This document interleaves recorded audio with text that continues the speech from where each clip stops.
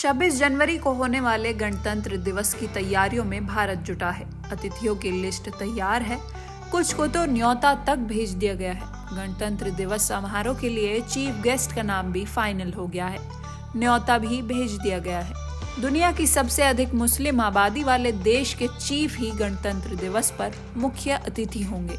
जी हाँ, भारत सरकार ने इंडोनेशिया के राष्ट्रपति प्रबोवो सुबियांतो को रिपब्लिक डे पर चीफ गेस्ट के तौर पर इनवाइट किया है, मगर अब तक सरकार की ओर से इसे लेकर किसी तरह की आधिकारिक घोषणा नहीं हुई है।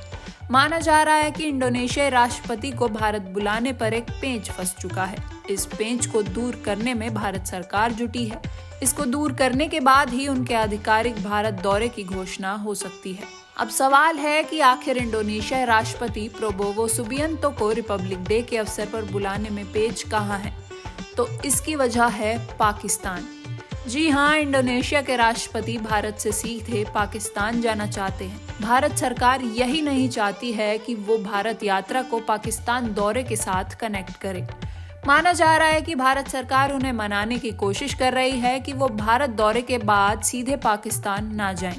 सूत्रों के हवाले से खबर है कि सुबियांतो 26 जनवरी की परेड में मुख्य अतिथि होंगे, मगर अब तक यात्रा के बारे में कोई आधिकारिक घोषणा नहीं की गई है।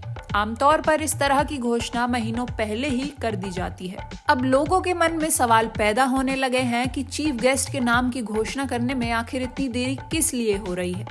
बता दें कि घोषणा करने में देरी की वजह ये है कि पाक मीडिया में ये खबर है कि इंडोनेशियाई राष्ट्रपति 26 जनवरी को 3 दिवसीय यात्रा पर इस्लामाबाद पहुंच सकते हैं। पाकिस्तान से जब से रिश्ते पूरी तरह तलक हुए हैं, तब से भारत अपना कोई भी कनेक्शन उससे नहीं चाहता।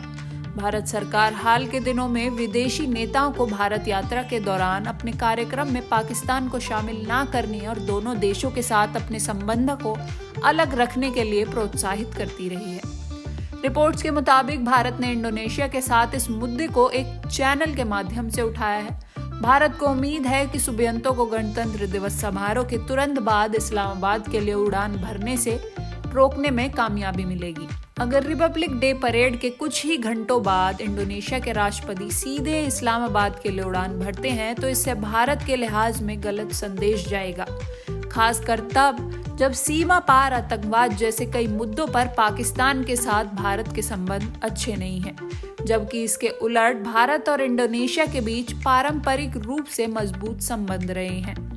आपको बता दें कि इंडोनेशिया बीते कुछ समय से आसियान क्षेत्र में भारत का सबसे बड़ा कारोबारी भागीदार बनकर उभरा है।